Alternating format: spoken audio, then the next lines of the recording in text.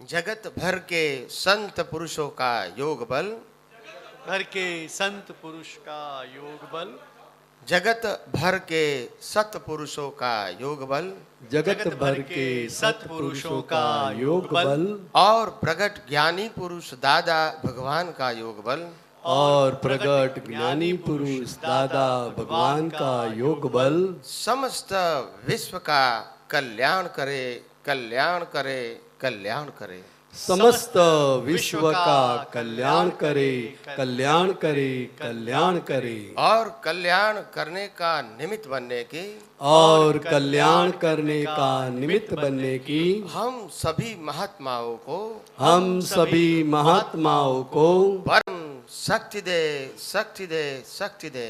परम शक्ति दे, शक्ति दे, शक्ति दे। जगत के सभी जीव सुख और शांति प्राप्त करे, जगत के सभी जीव सुख और शांति प्राप्त करें, जगत के सभी जीव समाधान प्राप्त करे, जगत के सभी जीव समाधान प्राप्त करें, जगत के सभी जीव मुक्ति प्राप्त करे, जगत के सभी जीव मुक्ति प्राप्त करें, जगत कल्याण हो, जगत कल्याण हो, जगत कल्याण हो, जगत कल्याण हो, जगत कल्याण हो, जगत कल्याण हो। थोड़ी आवाज हाई करो।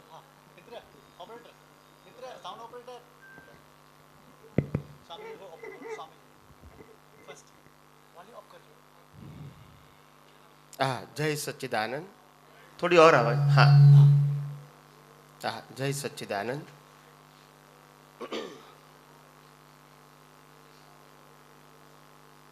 आज हम सब मेहता परिवार के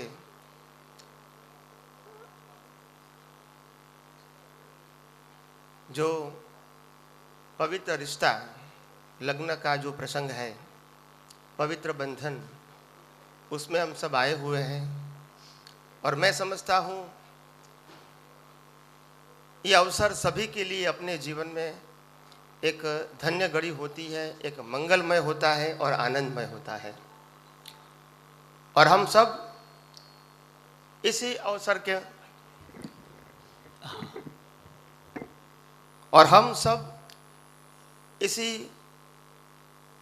के निमित्त से हम यहाँ सब आए हुए हैं। और मैं समझता हूँ आप यहाँ आए हैं इस पवित्र रिश्ते के नाते, आप सब हम सब आए हैं, तो इसका लाभ भी आप सबको मिले। और यही मेहता परिवार की एक भावना है। और इस भावना के बदौलत ये सत्संग का कार्यक्रम लग्न के मंगल कार्यक्रम के अंदर भी उसको जोड़ा गया है। और ये हमारा सबका सद्भाग्य है। आज तक इसको बंद कर दो। आज तक हम लग्न को हम एक पारिवारिक रिश्ता, पति पत्नी का एक व्यवहार समाज की उपस्थिति में खत्म करना, यही हम समझते थे या मानते थे। वास्तव में ऐसा नहीं है। लग्न एक पवित्र रिश्ता है। वो दो व्यक्तियों का रिश्ता नहीं है, दो परिवारों का रिश्ता है। और मैं समझता हूँ ये हमारी भारतीय संस्कृति जो है, इसकी ये बहुत महानता है, जिसके आधार से हम लग्न के मोह के वातावरण के अंदर, खुशी के वातावरण के अंदर भी अपने आप को स्थिर रखने के लिए, शांत रखने के लिए, समझदारी रखने के लिए, कुछ ज्ञान की प्राप्ति करने के लिए, अपने जीवन में और ज़्यादा अपने आप को प्रकाशित करने के लिए इस प्रकार के धार्मिक प्रसंगों को लग्न के प्रसंग में भी आयोजित किया जाता है। ये बहुत अच्छी परंपरा है। मेरा विषय जो है आध्यात्म विज्ञान, ये मेरा सब्जेक्ट है। और ये सब्जेक्ट आध्यात्म विज्ञान कोई धर्म संप्रदाय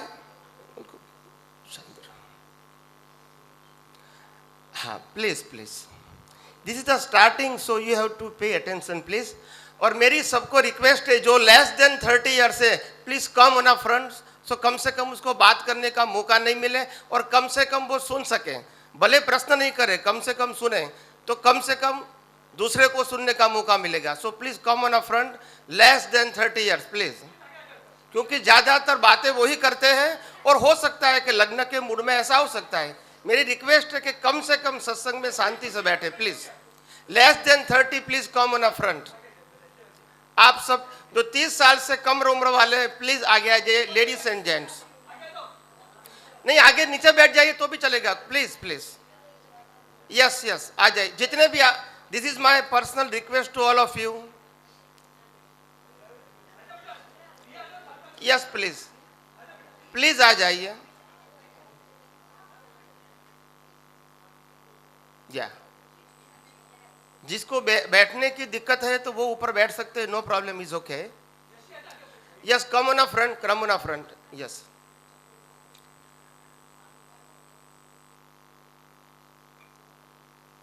yes please, thank you very much. तो मेरा कहने का मतलब ये है, मैं जिस प्रकार से ये आध्यात्म विज्ञान की जो बात करना चाहता हूं, ये विज्ञान क्या है? ये विज्ञान का दूसरा नाम है सनातन सत्य, शाश्वत सत्य, था, है और रहेगा।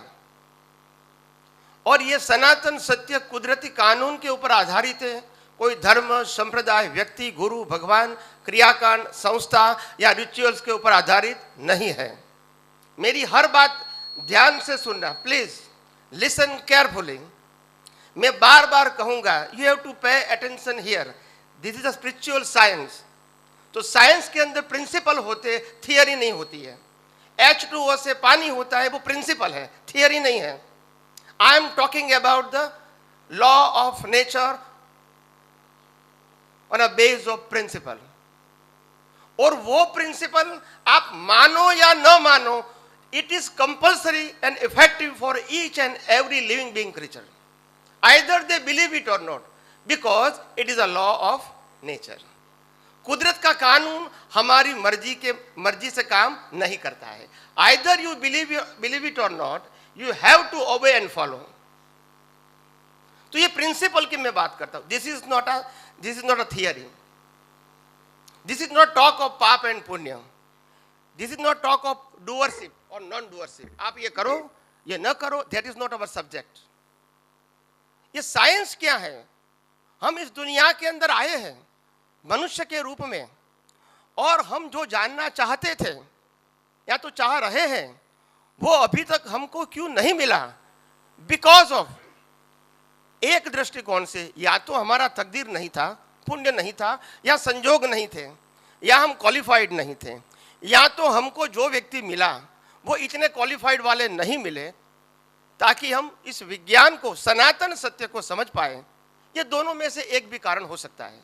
या तो हम क्वालिफाइड नहीं होते हैं, या तो हमको ऐसे व्यक्ति नहीं मिले जो हमको दुनिया का सनातन सत्य समझाए। हमको कोई धर्म संप्रदाय की बात नहीं समझनी है। हमने कई अवतारों में धर्म संप्रदाय की बात तो समझी हुई है, जो पाप पुण्य के ऊपर आधारित थी। हम इसमें मना नहीं करते हैं, हमको इससे ऊपर उठना है। मैं क्या कहता हूं, हमसे ऊपर उठना है। So the religious is not a wrong, मगर हमको क्या जाना है, उससे ऊपर उठना है। और हमको, क्योंकि रिलीजियस जो बातें हैं वो सांप्रदायिक बातें हैं। एक संप्रदाय दूसरे संप्रदाय को एक्सेप्ट नहीं करता है। एम आई राइट और रॉन्ग? तो हमको तो सनातन सत्य नहीं है, गुड बैड हो सकती है। क्या बताया? दुनिया के कोई भी धर्म के अंदर खराब बातें ऐसा नहीं है। क्या बताया? अच्छी बातें हैं, but not universal truth. So that is my subject. I am, जो भी मैं कहूंगा यूनिवर्सल ट्रूथ कहूंगा। क्या बताया? यूनिवर्सल ट्रूथ, यानी it is not subject to your religion and culture and place.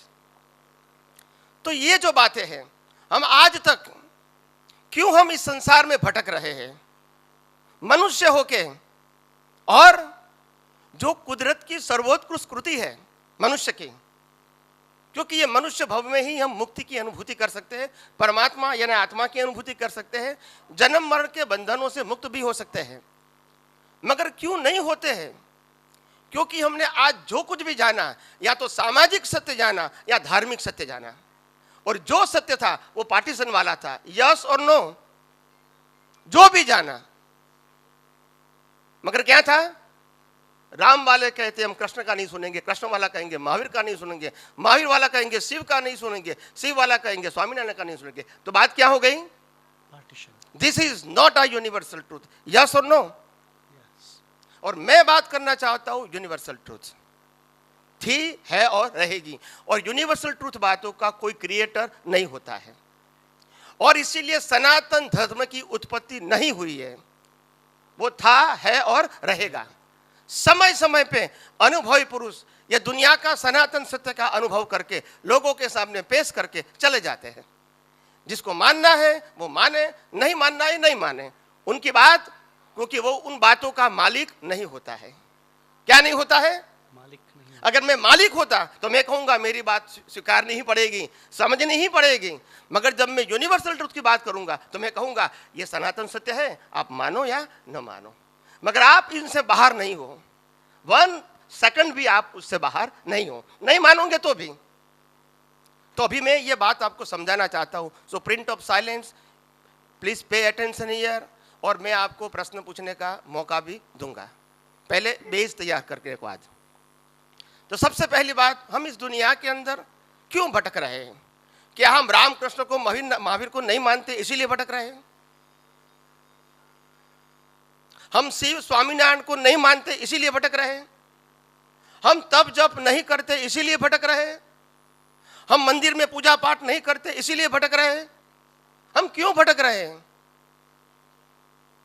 क्योंकि हमारे पास दुनिया का सनातन सत्य नहीं है। जो भी है वो रिलेटिव सत्य है, एक मानता है दूसरा नहीं मानता है। सब दूंगा धीरे धीरे, slowly they digest very easily. तो कहने का मतलब, इस दुनिया के अंदर हम अज्ञानता से बंधे हैं, कोई क्रिया से नहीं बंधे हुए हैं। कोई व्यक्ति, संस्था, धर्म, मंदिर उससे बंधे हुए नहीं है, वो अज्ञान नहीं है। आज तक हमको यही सिखाया गया कि आपने धर्म को फॉलो नहीं किया, वो आपका अज्ञान है। रामकृष्ण महावीर को नहीं मानते, वो आपका अज्ञान है। पूजा पाठ नहीं करते, वो अज्ञान है। आरती नहीं करते, वो अज्ञान है। तप जप नहीं करते, वो अज्ञान है। इसको अज्ञान कहा, वास्तव में वो अज्ञान नहीं है। अज्ञान ये है, हम सनातन सत्य को नहीं जानते हैं, नहीं मानते हैं। और सनातन सत्य क्या है अभी मैं आपको बताता हूं। पहले मैं भूमिका तैयार करता हूं, क्यूरियोसिटी ऑफ यू, आपका इंटरेस्ट क्या है, उसके बाद में बताऊंगा, तभी आप इसको रिसीव कर जाएंगे। नहीं तो क्या हो जाएगा, मैं बोलता रहूंगा, ऊपर से चला जाएगा। एनीवे, तो सनातन सत्य क्या है? द होल यूनिवर्स, पूरा विश्व 6 इटर्नल एलिमेंट से बना हुआ है, 6 सनातन तत्व, जो आज के साइंटिस्ट स्वीकारते हैं। मैं जो बात कर रहा हूं ये नासा और इसरो के साइंटिस्टों के साथ मैं बात करके बताता हूं। So I am not talking about the only religious person. दुनिया के साधु संत और सन्यासियों के साथ तो मैं बात करता ही हूं, मगर मैं साइंटिस्टों के साथ बात करता हूं, तो साइंटिस्ट एक्सेप्ट करते हैं। आप समझो, स्पिरिचुअल साइंस, आध्यात्म विज्ञान। और मैंने साइंटिस्टों के साथ चैलेंज किया है कि तुम जितना साइंस जानते हो, इससे ये बहुत बड़ा साइंस है आध्यात्म विज्ञान। यू आर राइट, बट आपके पास जो नॉलेज है वेरी लिमिटेड नॉलेज। मैं न्यूक्लियर साइंटिस्ट को चैलेंज करता हूं। किसको? आई am not talking about the ordinary person और साधु संत और सन्यासी। मैं साइंटिस्ट को चैलेंज करता हूं, और वो कन्विंस करते हैं। क्या करते हैं? Because of principle, not because of my speech, because of law of nature. तो साइंस क्या है? ये पूरा विश्व जो है 6 इटर्नल, 6 शाश्वत तत्वों से बना है। उसमें एक तत्व है चेतन, जिसको हम आत्मा कहते हैं। इसकी क्वालिटीज क्या है? ज्ञान और प्रकाश। दूसरा है जड़ तत्व, जिससे शरीर भी बना है, ये भी बना है। जितने भी 5 इंद्रियों से जो अनुभव में आती है, सभी चीजें जड़ है, जड़ तत्वों से बनी है। जड़ का मतलब जड़ तत्वों से बनी है। तीसरा तत्व है गति सहायक, यानी मोशन, मूवमेंट। चौथा तत्व है स्थिति सहायक, स्टेबिलिटी, स्थिरता। रोड स्थिति सहायक है तो कार गति सहायक है। ये बॉडी के अंदर ऑर्गन स्थिति सहायक है तो ब्लड सर्कुलेशन गति सहायक है। ये हमारी श्वासोश्वास की नली स्थिति सहायक है तो श्वासोश्वास गति सहायक है। तो ये कॉम्बिनेशन। फिर पांचवा तत्व है समय यानी टाइम। कोई भी चीज को कैलकुलेट करना है बिना समय आप नहीं कर सकते हैं। एंड द लास्ट एलिमेंट, मैं भी सब शॉर्ट में बता रहा हूं because of the situation of the time and everything, okay. और छठा तत्व है स्पेस, जिसके आधार से ये एक्टिविटीज हो रही है। स्पेस यानी अवकाश। तो ये पूरा जो विश्व है वो 6 तत्वों से, 6 सनातन तत्वों से बना हुआ है। 6 सनातन यानी उसकी उत्पत्ति और नाश नहीं होती है, मगर उनके आधार से बनी हुई अवस्था की उत्पत्ति और नाश होती है। अवस्था इस परिवर्तन, चेंजेबल है, but the element is unchangeable, it is everlasting. तो ये 6 ओके हाँ, तो 6 सनातन तत्वों से पूरी दुनिया बनी है। अभी ध्यान से सुनना, ये दुनिया 6 तत्वों से बनी है, दुनिया 6 तत्वों से चलती है, और हमारा मन वचन काया भी 6 तत्वों से बना और चलता है। लिसन केयरफुली, दुनिया 6 तत्वों से बनी है, दुनिया 6 तत्वों से चलती है, और हमारा मन वचन काया 6 तत्वों से बना है और चलता है। बना है और चलता है। सोल अंदर है, जड़ तत्व है, गति सहायक है, स्थिति सहायक है, टाइम तत्व है, सबका लाइफ है, और स्पेस है कि नहीं? बिना स्पेस आप खाना नहीं खा सकते, पानी नहीं पी सकते, ब्लड सर्कुलेशन डाइजेस्टिंग हो नहीं सकता है। एम आई राइट और रॉन्ग? राइट। तो ये 6 तत्व है। पिंडे सो ब्रह्मांड है, जो पिंड में है वही ब्रह्मांड में है, और ब्रह्मांड में वही पिंड में है। There is no different. और थोड़े समय पहले, आज से करीब 3-3.5 साल पहले, टोरंटो के अंदर एक न्यूक्लियर साइंटिस्ट मेरे को मिलने के लिए आया। मैं देश विदेश में हर साल जाता रहता हूँ ये आध्यात्म विज्ञान के सत्संग के लिए। तो उन्होंने, उनकी पत्नी एमडी थी, डॉक्टर थी, और ये स्पिरिचुअल न्यूक्लियर साइंटिस्ट था। तो किसी ने कहा होगा, तो वो मेरे को मिलने के लिए आए। तो उन्होंने मेरे को सिंपल प्रश्न किया, Swami ji, you are talking about the spiritual science, तो can you tell me the difference between the ये भौतिक विज्ञान और आध्यात्म विज्ञान में क्या अंतर है? Because both are the title is common science, मगर हम भौतिक विज्ञान को फॉलो करते हैं और तुम आध्यात्म विज्ञान की बात करते, उसमें डिफरेंस क्या है? एंड आप देखो, जब साइंटिस्ट प्रश्न करते हैं तो you don't speak like a lecture, they want to need 1 or 2 sentence they require. उनको 1-2 सेंटेंस में उनको उत्तर चाहिए, उनको भाषण नहीं चाहिए, ऐसे नहीं चाहिए। It is not a theory, ये तो साइंटिस्ट, और मैं भी साइंटिस्ट हूं तो वही बात करूंगा।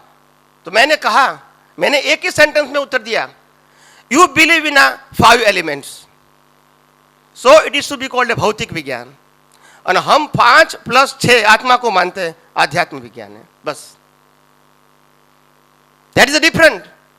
5 तत्व भौतिक विज्ञान है, और 5 तत्वों में आत्मा जोड़ दिया, आध्यात्म विज्ञान हो गया। दुनिया में विज्ञान 2 प्रकार के नहीं हो सकते हैं। एम आई राइट और रॉन्ग? 2 प्रकार का साइंस हो सकता है? नहीं हो सकता है। तो उन्होंने स्वीकार किया। फिर उन्होंने कहा, मैं आपको इसलिए कहता हूं, ये बातें आपको समझने के लिए काम में आएगी। उन्होंने दूसरा प्रश्न किया कि दुनिया में इतने सारे धर्म हैं, और सभी लोगों ने कहा कि ये जैन धर्म है, वैष्णव धर्म है, शिव धर्म है, स्वामीनारायण धर्म है, मुस्लिम धर्म है, क्रिश्चियन धर्म है, तुम कहते कि ये आध्यात्म विज्ञान है। तो what is the difference between the religion of the world and spiritual science? ये दुनिया के इतने सारे धर्म और आध्यात्म विज्ञान, इसमें डिफरेंस क्या है? आप भी मोक्ष की बात करते, वो भी मोक्ष की बात करते हैं, तो फंडामेंटल डिफरेंस तो होना चाहिए ना।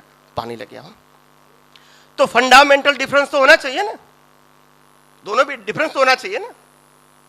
तो हाँ, लाते। तो कहने का मतलब यह है, मैंने सिंपल बताया, दुनिया के जितने भी धर्म हैं, जितने भी धर्म, they follow the format, they follow the format. एक ही प्रकार के फॉर्मेट को वो फॉलो करते हैं। कौन सा फॉर्मेट? मैं बताऊं पहले। फॉर्मेट का मतलब होता है they believe in a one God, एक गुरु को मानते हैं, एक भगवान को मानते हैं, फिर एक गुरु को मानते हैं, फिर मंदिर को मानते हैं, एक फिर मंत्र को मानते हैं, फिर रिचुअल्स को मानते हैं, फिर शास्त्र को मानते हैं, फिर संस्था को मानते हैं, और फिर फंक्शन को मानते हैं, और गुरु शिष्य को मानते हैं। ये फॉर्मेट है। दुनिया के सभी धर्मों में एक ही प्रकार का फॉर्मेट है। टाइटल चेंज होता है, यहाँ राम होता है, यहाँ कृष्ण होता है, यहाँ महावीर होता है, यहाँ शिव होता है, यहाँ स्वामीनारायण होता है। टाइटल चेंज होगा मगर फॉर्मेट तो रहेगा। एक भगवान रहेगा, गुरु रहेगा, मंदिर रहेगा, मंत्र रहेगा, रिचुअल्स रहेगी, संस्था रहेगा, फंक्शन रहेगा, गुरु शिष्य रहेगा, रिचुअल्स रहेगी, शास्त्र रहेगा, मगर सभी बातें क्या है? रिलेटिव सत्य है। कैसी है? रिलेटिव सत्य, सनातन सत्य नहीं है। तो मैंने कहा दुनिया के जितने भी धर्म हैं दे फॉलो द फॉर्मेट, जितने भी धर्म हैं दे फॉलो द फॉर्मेट। और ये अध्यात्म विज्ञान है, spiritual science is beyond format. They are in a spiritual science there is no format. और अध्यात्म विज्ञान में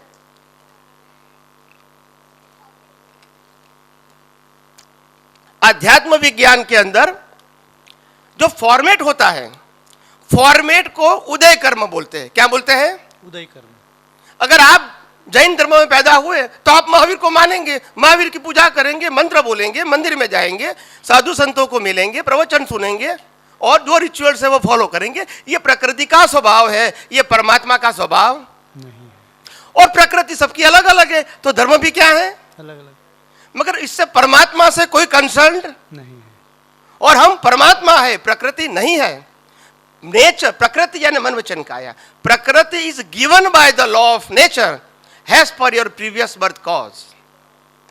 किसी को जेंट्स मिलता है, बॉडी मिलता है, किसी को लेडीज बॉडी मिलता है, किसी भिखारी के घर में पैदा है, फिर कोई अमीर के घर में पैदा होता है, कोई संस्कारी के घर में पैदा हो, कोई असंस्कारी के घर में पैदा है, कोई लो कास्ट में पैदा है, कोई हाई कास्ट में पैदा हो, विथ बर्थ। तो उन्होंने, साइंटिस्ट ने पूछा था कि आप रीबर्थ के लिए क्या मानते हैं? जैसे ये भाई साहब का प्रश्न था अभी, शैलेश भाई का प्रश्न था। वैसे शैलेश भाई को तो हम पहले भी 2-4 बार मिले हैं। तो वो साइंटिस्ट का भी प्रश्न था कि मैं as a Indian I believe, मैं री इनकारनेशन को मानता हूं, मगर यू एक्सप्लेन साइंटिफिकली। मैंने जो जाना है वो शास्त्रोक्त जाना है। तो मैंने कहा you are scientist and you believe in a cause and effect, yes और नो? आप साइंटिस्ट हैं तो कॉज एंड इफेक्ट को तो मानोगे ना, ये साइंस दुनिया का कोई भी साइंटिस्ट एक्सेप्ट करेगा। तो आप जब पैदा हुए वो कॉज है या इफेक्ट है? तो कॉज कब किया? Without cause there is no effect. नहीं, मतलब कहने का मतलब यह है कि इफेक्ट मानोगे तो कॉज बताना पड़ेगा। इफेक्ट मानोगे तो फिर कहना पड़ेगा कि कॉज था पहले, बिफोर, क्योंकि कॉज के बिना इफेक्ट, दिस इज साइंस। मैं इस माता पिता, इस घर में पैदा हुआ, इस माता के कुख में पैदा हुआ, why? There is some cause before I born. It used to be called a rebirth. Now you understand? So it is science. It is not like a theory or religion. और कुदरत का कानून है, किसका है? rebirth, law of rebirth is the science of law of nature. Hello. It is not created by the religion. धार्मिक, yes please. Hello, anybody want any question? आइए सिद्धू, आप क्रॉस टैली कर सकते हो। वेरी, अभी 10 मिनट अपने लिए है, फिर अपने डिनर करेंगे, सॉरी लंच करेंगे। तो आप 5 मिनट कुछ भी कॉज इफेक्ट आपको पता नहीं चलता है तो पूछिए, ऐसा गोल्डन टाइम नहीं मिला। क्या क्वेश्चन है? अनीता जी बोलिए। जिसको प्रश्न करना है प्लीज खड़े होके करना प्लीज, क्या कि मैं उनको देख सकूं। जय जिनेंद्र सर। जय जिनेंद्र सर। जय मेरा जिनेंद्र। क्वेश्चन ये है, एक मिनट શું કહે છે ભાઈ, શું કહે છે? ओके प्लीज समभावे निकाल। जय जिनेंद्र सर। जय जिनेंद्र। मेरा क्वेश्चन ये है कि क्या मोक्ष दीक्षा के बगैर पॉसिबल है? मतलब सब ऐसे, एक मरुदेवा माता थे जो उन्होंने दीक्षा बगैर मोक्ष उनको प्राप्ति हुई। आपने प्रश्न कर दिया इनफ है। मैं जन्म से जैन हूं, ठीक है, so I don't require any example. Anyway, मैं आपके प्रश्न का उत्तर, please please pay attention here please. आपका हाथ ले लीजिए। उनका प्रश्न है कि बिना दीक्षा मोक्ष हो सकता है? ये उनका सिंपल क्वेश्चन है। एज अ जैन वो प्रश्न करेंगे, इट इज बट नेचुरल। अभी आप देखो, आवाज नहीं पीछे। अभी आप देखो, दीक्षा किसकी होती है, आत्मा की कि शरीर की? आत्मा की दीक्षा होती है। तुम आंसर तो ठीक दो शरीर की। प्लीज। और शरीर का कंट्रोल किसके पास है? मन के पास। मन किसका कंट्रोल में है? आत्मा के कंट्रोल में है। आत्मा कंट्रोल में। कितना कंफ्यूज होते हैं आप। देखो, मैं सिंपल क्वेश्चन करता हूं। It is to be called, आप जो जानते हैं वो थियरी जानते हैं, साइंस नहीं जानते हैं, तभी यू आर इन कंफ्यूजन। आप बाप बिठा दीजिए।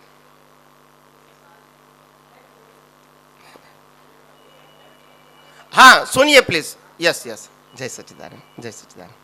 तो कहने का मतलब यह है, दीक्षा लेना न लेना मैं उस सब्जेक्ट में नहीं जाना चाहता हूं, क्योंकि ये उदय कर्म की बात है। दीक्षा लेने से मोक्ष होता है वो भी सब्जेक्ट नहीं है, और दीक्षा न लेने से मोक्ष नहीं होगा वो भी सब्जेक्ट नहीं है। ये जैसे लग्न करना वो उदय कर्म है, दीक्षा लेना वो भी उदय कर्म है। समझ में आया? तो उदय कर्म और मुक्ति से कोई कंसर्न नहीं है, उदय कर्म आत्मा से कोई कंसर्न नहीं है। इस शरीर को तो जला दिया जाएगा, एम आई राइट और रॉन्ग? और आत्मा कभी जलता नहीं है। और ये शरीर से आत्मा की अनुभूति होगी, इज इट पॉसिबल? जड़ से चेतन की अनुभूति हो सकती है? It is required the spiritual, it is required the science and vision. It is not required with the help of this body. मन वचन काया वो कर्मों की भुगतान का साधन मात्र है। आई रिपीट अगेन, मन वचन काया वो कर्मों की भुगतान का साधन मात्र है। क्या बताया? कर्मों की भुगतान का साधन। वो कौन से कर्म? जो आपने पिछले बर्थ में कॉज के रूप में किए थे, उसी की इफेक्ट ये है। और लास्ट, कुदरत का कानून ये है, कुदरत ने कोई भी जीव को श्वास लेने की स्वतंत्र शक्ति नहीं दिया है। एम आई राइट और रॉन्ग? जब हमारे पास श्वास लेने की स्वतंत्र शक्ति नहीं है, तो ये श्वास से जो मन वचन काया चलता है, क्या उसमें हमारी फ्रीडम हो सकती है? यस और नो? क्या रामकृष्ण महावीर अपने जीवन में स्वतंत्र थे? समझ गए आप? So mind, speech and body is not controlled by us, it is controlled and govern by the law of nature has per the previous birth cause. So cycle of cause and effect. और मुक्ति के लिए अपना जो vision है वो perfect और scientific चाहिए। ये दुनिया कैसे चलती है और मैं कौन हूं वो जानने की जरूरत है। Who I am and who create the world and how it's run। ये दुनिया कैसे बनी और कैसे चलती है और मैं कौन हूं, आप समझे? ये जानने की जरूरत है। तो कहने का मतलब, एक मिनट, तो कहने का मतलब ये, अगर ये सनातन सत्य नहीं जानोगे, सांप्रदायिक सत्य जानोगे, तो मैं समझता हूं पाप पुण्य का मार्ग तो चालू रहेगा। मगर ये ध्यान में रखना, दीक्षा लेने का मैं विरोधी नहीं हूं, मैं उसको उदय कर्म मानता हूं। क्या मानता हूं? मेरी छोटी बहन ने भी दीक्षा लिया है, मैं खुद दीक्षा लेने वाला था 8 साल की उम्र में, और 12 साल की उम्र में मैंने आगम पढ़ लिए थे। आप समझे? इसलिए जैन धर्म का ज्ञान कितना है वो मेरा सब्जेक्ट। और दादा भगवान के कहने के मुताबिक मैं लास्ट 4 बर्थ से आचार्य होके आया हूं, यानी सब्जेक्ट वो नहीं है मेरा। क्या बताया? वो सब्जेक्ट मेरा नहीं है। ये तो मैंने आपको बेस बताया। मैं जो बात करता हूं, ये जो मेरे को अनुभव हुआ वो बताता हूं। महावीर को जो हुआ अनुभव वही बताया ना, कृष्ण को जो हुआ, दादा भगवान को जो हुआ वही बताया ना। कभी ऐसा कहा कृष्ण भगवान, राम के बाद कृष्ण हुए, तो कभी कृष्ण ने कहा कि राम ने ऐसा कहा था, राम ने ऐसा कहा था, कभी कहा? अच्छा, उसके बाद महावीर हुआ तो महावीर ने ऐसा कहा, ऋषभ देव ने ऐसा कहा था, पार्श्वनाथ ने कभी ऐसा बोला? They explain his own experience, they don't require the name. जब खुद के अनुभव की बात करते हैं तो नाम की जरूरत नहीं है। एग्जाम्पल के तौर पे किसी का भी नाम दे सकते हैं, मगर प्रेजेंटेशन के तौर पे लॉ ऑफ नेचर चाहिए जो सनातन सत्य है। Yes please. या भाई साहब का, उनका उनका शैलेश भाई का दे दो ना माइक भाई प्लीज। Yes please.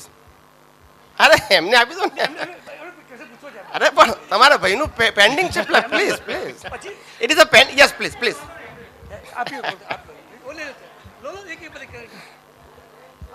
ભાઈ पहले तुम मत करो, समय चला जाएगा।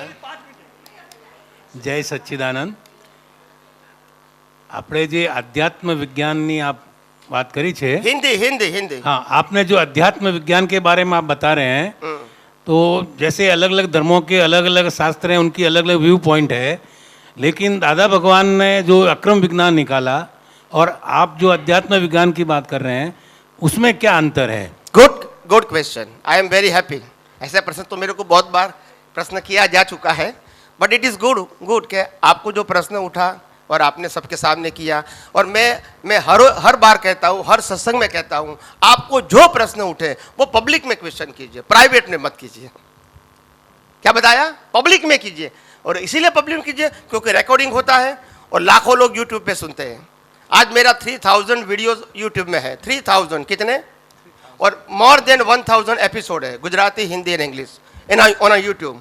और हर रोज एवरीडे अरिहंत चैनल पे 9:30 से 10 सत्संग आता है, 9:30 से एवरीडे ऑन अरिहंत चैनल, आप सुन सकते हैं। एनीवे, तो आपका प्रश्न है कि what is the difference between ये अक्रम विज्ञान और आध्यात्म विज्ञान, करेक्ट? ये उनका प्रश्न है, मैं उत्तर दे रहा हूं। अक्रम विज्ञान और क्रमिक विज्ञान दोनों पाथ है। क्या है? पाथ यानी मार्ग है, मार्ग समझते हैं ना? क्रमिक मार्ग और अक्रम मार्ग, ये दोनों मार्ग हैं। और ये विज्ञान, ये दोनों मार्ग से बियॉन्ड है। क्रम से भी विज्ञान समझना पड़ेगा, अक्रम से भी विज्ञान समझना पड़ेगा। क्या बताया मैंने? क्रमिक मार्ग से भी फाइनल में साइंस समझना पड़ेगा, वहां तक अज्ञान नहीं जाएगा। और अक्रम में भी साइंस समझना पड़ेगा। दादा भगवान ने खुद कहा है, मेरा ज्ञान लिया है, मेरी आज्ञा का पालन करते हैं, सत साधन को फॉलो करते, फिर भी साइंस समझना पड़ेगा, चौगरदम से समझना पड़ेगा। जब भी दादा ने साइंस शब्द बोला है, वहां अक्रम नहीं बोला है। अक्रम वो पाथ है। क्या है? क्रमिक पाथ है। और क्रमिक पाथ में बहुत सारी ब्रांचेज हैं। ऐसे अक्रम भी पाथ है, पाथ को मैं स्वीकार करता हूं, मगर साइंस दोनों के ऊपर, क्योंकि साइंस सनातन सत्य है। क्रम अक्रम सनातन सत्य नहीं है, वो परिवर्तनशील है। क्या बताया? दादा भगवान के पहले अक्रम नहीं था, आप समझे ना? यानी हर धर्म की बात करूंगा। स्वामीनारायण के पहले स्वामीनारायण धर्म नहीं था, क्राइस्ट के पहले क्राइस्ट धर्म नहीं था, तो ये कोई बड़ी बात नहीं है। तो ये पाथ है, डिफरेंट पाथ। तो पाथ है, वो समय समय पे आता रहेगा और महान पुरुष अपनी बातें पेश करता रहेगा, आप समझे ना? मगर साइंस जो है वो तो था, है और रहेगा। और हर तीर्थंकर भगवंत होते हैं, ज्ञानी भगवंत होते हैं, अनुभवी पुरुष होते हैं, वो सनातन सत्य की बात करेंगे, कभी सांप्रदायिक सत्य की बात नहीं करेंगे, आप समझे? मगर लोगों ने बाद में उसको मोड़ दे दिया, सांप्रदायिक सत्य रंग मोड़ दे दिया। समझ में? आप कैसे? फॉर्मेट देके। Now you understand? फॉर्मेट देके उनको संप्रदाय बना दिया, साइंस खत्म कर दिया और क्या कर दिया? संप्रदाय। Now you follow the tradition, that's. अगर आप ये ट्रेडिशन मानते हैं तो आप फॉलोअर्स हैं, नहीं मानते हैं तो। मगर यूनिवर्सल ट्रूथ में तो कुछ करना ही नहीं है। एक मिनट तो बैठे, कोई बात नहीं। तो कहने का मतलब ये है, कहने का मतलब ये है कि ये बात जो है ये बहुत सिंपल बात है। और मैं आपको प्रमाण देता हूं, प्रमाण आपके लिए, कि आप्तवाणी 14 और पार्ट 2, 14 पार्ट 2 और पेज नंबर 77, वो आप पढ़ लेना। उसमें दादा भगवान ने खुद कहा है, क्रम और अक्रम दोनों पाथ है और विज्ञान उससे ऊपर है। आप उसमें पढ़ लेना। मगर मैं तो अभी करता हूं, मैं 20 साल से बोल रहा हूं। और ये जो रेफरेंस मिला मेरे को अभी 6 महीने पहले मिला, जो महात्मा ने मेरे को भेजा था, मैं 20 साल से बोल रहा हूं। एनीवे, तो ये आपका उत्तर हो गया। और अभी काउंटर क्वेश्चन है। ओके, आपके भाई साहब को अभी एक वेरी अपने पास बहुत कम टाइम है। शैलेश आप उनको दे दो ना, माइक दे दो ना पहले, डोंट वेस्ट द टाइम। अच्छा, इनका ये है कि उनको माइक दे नहीं, दो। वो बोल दे क्वेश्चन। नवकार मंत्र का मीनिंग आप जो समझाया था, तो ये क्यों क्वेश्चन है? आपका नौकार मंत्र का है? या वेरी शॉर्ट में समझाता हूं। आप जहां please all the listeners please pay attention here. मैं बहुत ब्रीफ में समझाऊंगा नवकार मंत्र का अर्थ क्या है। नवकार मंत्र का मतलब है पंच परमेष्टि को नमस्कार करना। पंच परमेष्टि, परमेष्टि का मतलब क्या है? जो मोक्ष के लिए ही भजना करता है वो परमेष्टि है। किसके लिए भजना करता है? मोक्ष। चाहे वो साधु है, उपाध्याय है, आचार्य है या अरिहंत है, सबका पुरुषार्थ किसके लिए है? मोक्ष। मोक्ष के लिए। इसको पंच परमेष्टि बोलते हैं। पंच परमेष्टि यानी वो नमन करने जैसे व्यक्ति है, चाहे वो साधु के फॉर्म में है, चाहे उपाध्याय के फॉर्म में है, चाहे आचार्य के फॉर्म में है, चाहे अरिहंत के फॉर्म में है, और सिद्ध में तो है ही, उनको बॉडी भी नहीं है। तो ये पंच परमेष्टि का मतलब होता है कि ऐसे व्यक्तियों को नमन करना है ताकि हम भी उसी रास्ते पर जाए। तो सिंपल बताता हूं स्पीडीली। नमो अरिहंताणम, जिन्होंने अपनी अज्ञानता को खत्म करके अपनी सभी वीकनेस को दूर कर दिया है। अरि यानी शत्रु, हंताणम यानी नाश किया है। कौन से शत्रु? क्रोध, मान, माया, लोभ, राग, द्वेष, अज्ञान, जिसने खत्म कर दिया है। और खत्म करने के बाद खुद के आत्मा का अनुभव किया है और दूसरे को भी अनुभव के रास्ते बताने का जिनके पास सामर्थ्य है, ऐसे अरिहंत परमात्मा को मैं नमस्कार करता हूं। यहां कोई व्यक्ति के, ये खास ध्यान रखो, पंच परमेष्टि में कोई व्यक्ति को नमस्कार नहीं है। It is a matter of quality of person, not name of the person. आप ध्यान रखो बिल्कुल। पंच परमेष्टि में कोई व्यक्ति को इंडिविजुअल नमस्कार नहीं है, मगर क्वालिटी ऑफ पर्सन को नमस्कार है। जिनके पास ये क्वालिटी है, चाहे मैं जानता हूं या नहीं जानता हूं, मगर ये क्वालिटी है, उसको मेरा नमस्कार। तो ऐसे अरिहंत भगवान को मेरा नमस्कार। सिद्ध भगवान यानी जिन्होंने 8 प्रकार के कर्मों को क्षय करके जन्म मरण के चक्कर से मुक्ति पाई और जो आज सिद्ध क्षेत्र में विराजमान है, ऐसे कोई भी जीव है उसको मेरा नमस्कार, क्योंकि वो मुक्त हो चुके हैं। उनको बॉडी भी नहीं है, जन्म मरण भी नहीं है, कुछ भी नहीं है, कोई भी कर्म बाकी नहीं है। अरिहंत भगवान को तो 4 कर्म बाकी है। अरिहंत भगवान को केवल ज्ञान के बाद भी 4 कर्म बाकी है। नाम कर्म, गोत्र कर्म, वेदनीय कर्म, आयुष्य कर्म। मैं डिटेल में नहीं बताऊंगा समय की मर्यादा के आगे, मगर ये 4 कर्म अरिहंत को भी बाकी है, तभी तो उसका जीवन है। मगर सिद्ध को एक भी कर्म बाकी नहीं है। एनीवे, फिर आचार्य भगवंत को मेरा नमस्कार। नमो आर्यायणम, आचार्य भगवंत को मेरा नमस्कार। यानी आचार्य भगवंत कौन है? जो केवली भगवान तीर्थंकर भगवान की आज्ञा को फॉलो करते हैं। अभी हम यहां कहेंगे कि आज्ञा का मतलब क्या होता है। उनकी एक ही आज्ञा होती है, खुद का अनुभव करो। क्या क्या आज्ञा है? बस हम कहेंगे ये खुद नहीं है, प्रश्न करेंगे बुद्धिशाली व्यक्ति कि ये खुद नहीं है, तब परमात्मा कहते जो जला दिया जाता है, जो कुदरत के अधीन है, उसको हम खुद कैसे बोलेंगे?